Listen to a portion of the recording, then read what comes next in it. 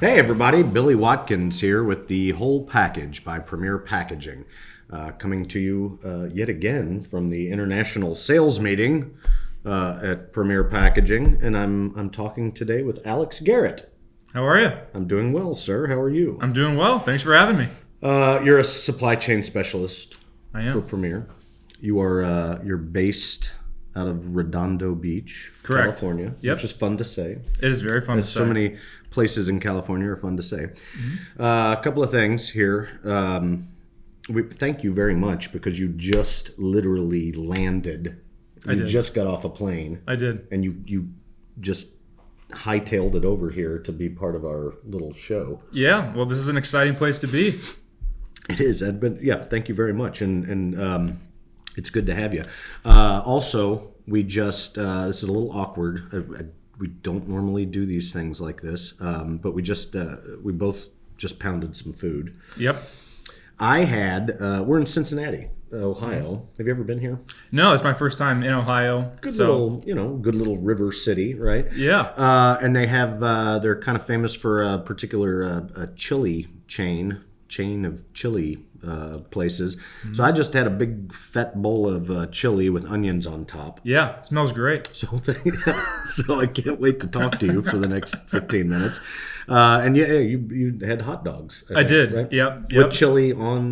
No, not chili dogs. I didn't go with the chili because I wanted to save you, Billy. But thanks for returning the favor. So I'm just I'll be picking my teeth for part of this, but it should be fun. So supply chain specialist. You've been here for roughly 3 years or something like that? Close, if you round up. I'm about 7 years. Okay.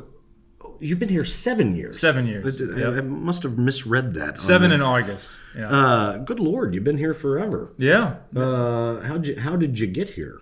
Yeah, I mean, ever since I was 3 years old, I always dreamed of selling bubble wrap, different types of tape. That was really exciting. It was baseball player or bubble wrap salesman. So okay, so you're Let's talk about what you did before in college and okay. Come on, tell me. Yeah. I'm an open book, Billy. I went to college actually to sing opera, and I'm not even joking. That was why I went to university. Yeah, in the first place, I sang opera. I was a baritone in an opera program at Chapman, and I sang in Mozart's The Magic Flute and the whole 9 yards. That is amazing. Yeah, and you're absolutely not pulling my leg. I'm absolutely not pulling your leg. That's great. Yeah. We've had some folks sing on the podcast before. Would you ever when we're closing out? Are you going to belt something out? Only if it was a competition scenario and there was single death elimination. Maybe I'd consider it. If I sang with you, you'd sing with me. Only if you sang soprano, no alto. That is crazy. Who? Okay, all right. Yeah. So you from opera singer to packaging. Opera singer to packaging. So after my freshman year, I realized I didn't want to have a career in music, and so I moved to the business school, and I got introduced to a professor that had a friend that was in the packaging industry, and learned more about what it meant to be in the packaging industry, and it drew me more and more by each day, and by the time I graduated, that was my first job out of college. And not a bad decision, probably. I would imagine that to be a successful opera singer, I mean, your odds of being an NBA player are probably better, I would guess. It's pretty tough. Yep. It's a small market. It's a very small market, and it's your voice type is a huge part of it too. I can't audition for a mezzo soprano position or role, I should say, because I'm a baritone. So right. There's only so many different opera houses around the world, and there's only so many baritones. Yeah. Yeah. Do you still have the pipes? Can you still do it? Oh, I can still do it. Yeah. Okay. Do you practice, or do you no? No, just unless that's what it takes to close a deal with a customer. Have you ever sung to a customer? No. I can't say I'm looking forward to that day, and I can't imagine how it would even come up. But if it did, if that's what it took to close the deal, I would do anything for a customer. Yes. Built it out. So your LinkedIn bio specifically mentions that you help large companies save money by offering free consulting assessments. Tell us a little bit about that. Yeah, so Premier's approach, it all starts with coming into the front door and getting an idea of how your business operates. We work in a ton of different industries, and we don't pretend to know it all. We work in food. We work in e-commerce. We can do aerospace. I've been in a few aerospace customers.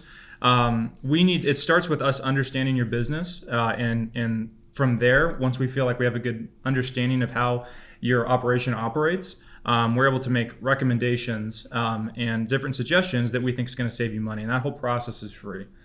And it's free, but it takes some time, right? Sure. What's the typical kind of turn on something like that? Well, a full supply chain assessment at a warehouse or distribution center could take 2 to 4 hours.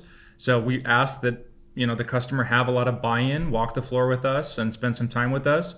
But we think it's worth it. We're able to save customers hundreds of thousands of dollars, in some cases millions of dollars, based on things we've identified as opportunities to save money. Awesome. What do you think some of the keys to being a successful salesperson? That's a great question. To start, I would say a healthy curiosity. Yeah. What we do every day requires a lot of different skill sets, and you really have to go into different opportunities and meeting new people with a sense of curiosity about their operation and what kind of makes them tick. Asking questions. Yeah. Exactly. Which goes to the premier saying, "We ask why." That's right. We ask why. How tall are you, by the way? 6'3". 6'3". Yeah. Do you have any? Do you think there's any correlation with the height of a salesperson and their success? Or do you think tall people are better salespeople? If there was, Billy, I'd be wearing high heels. Okay. Yeah, because I'm sure there's a lot of short. Successful sales reps?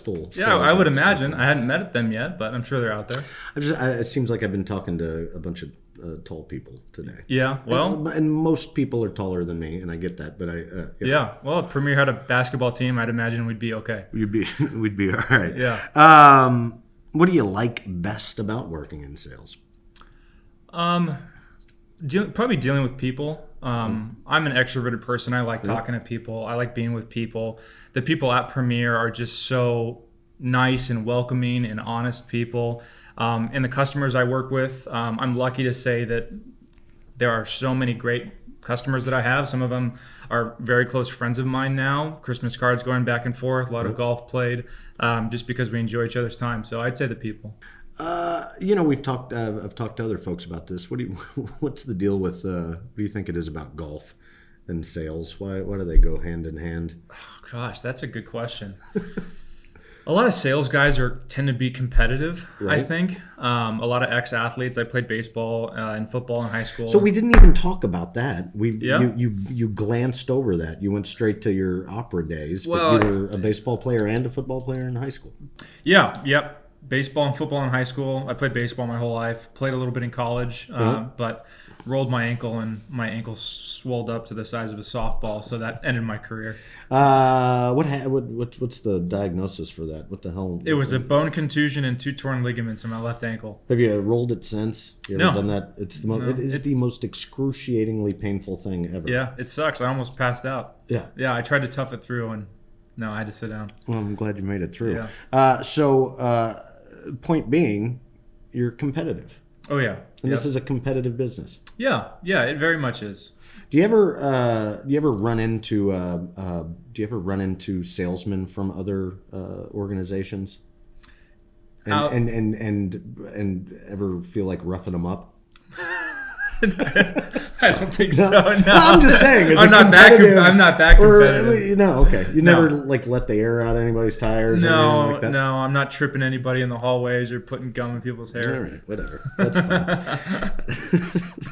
What do you like best about this thing, about working in sales? I like that I get to meet people and help people. I think at the end of the day, that's what we do.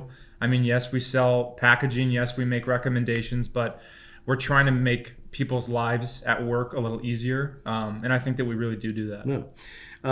And do you feel like what you're doing here is markedly different than working for another company?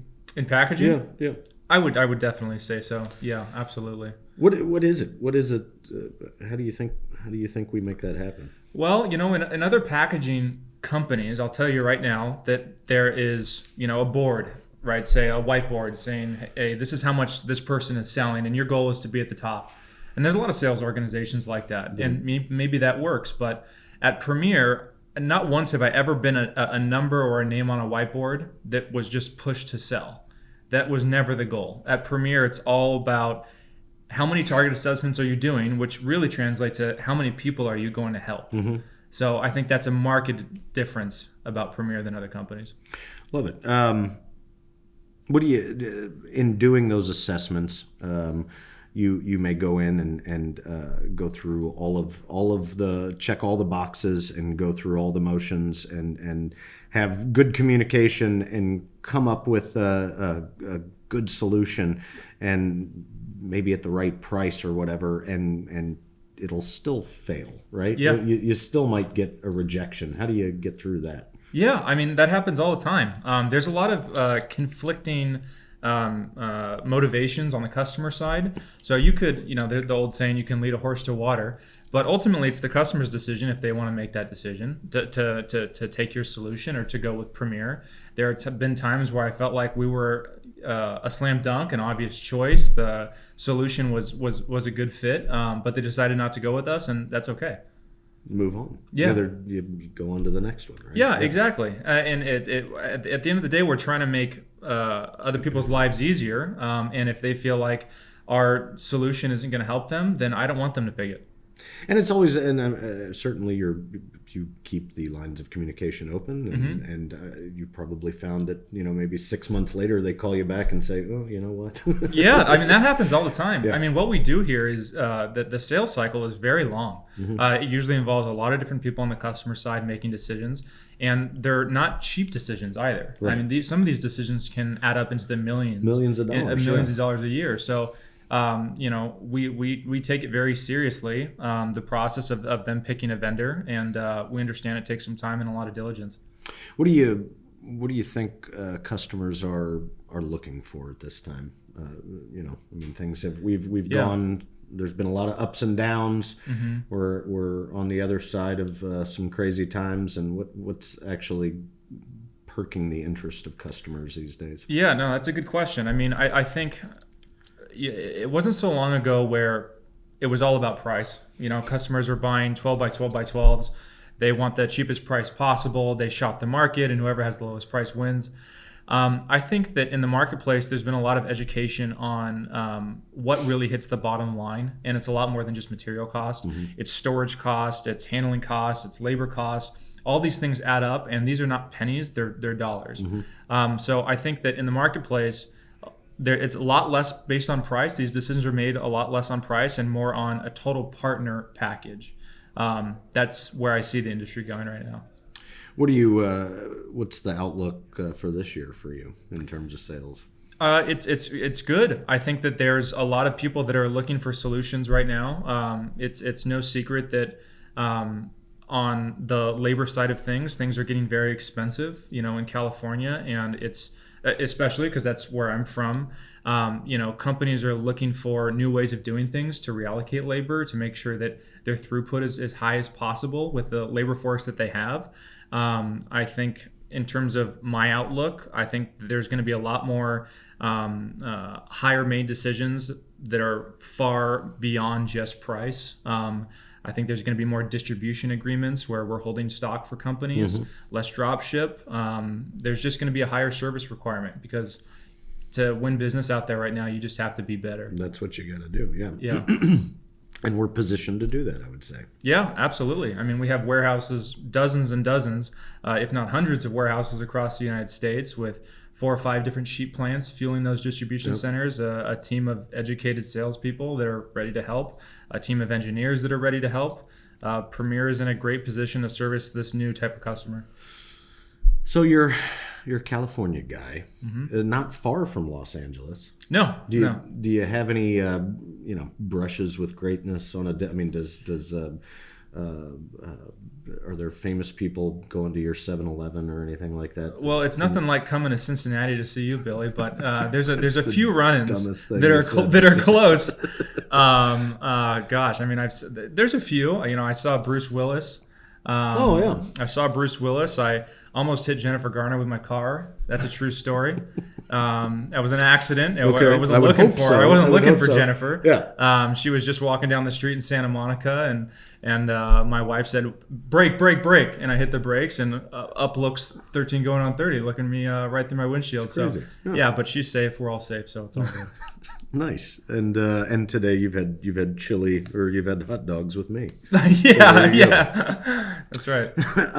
Thank you very much, Alex. Yeah, thank you. Good time. Good talking to you. Yeah. I hope you have an awesome sales meeting this week. I hope you have a safe trip home. Thank you so much. Maybe I we'll appreciate talk again it. in the future. Thanks for having me, Billy. Alex Garrett, everybody. I'm Billy Watkins for the Whole Package by Premier Packaging. Until next time, bye-bye. Do you have comments, questions, or ideas about this topic? If so, we'd like to hear from you. Please visit primpack.com/podcast to let us know what you think. Thanks.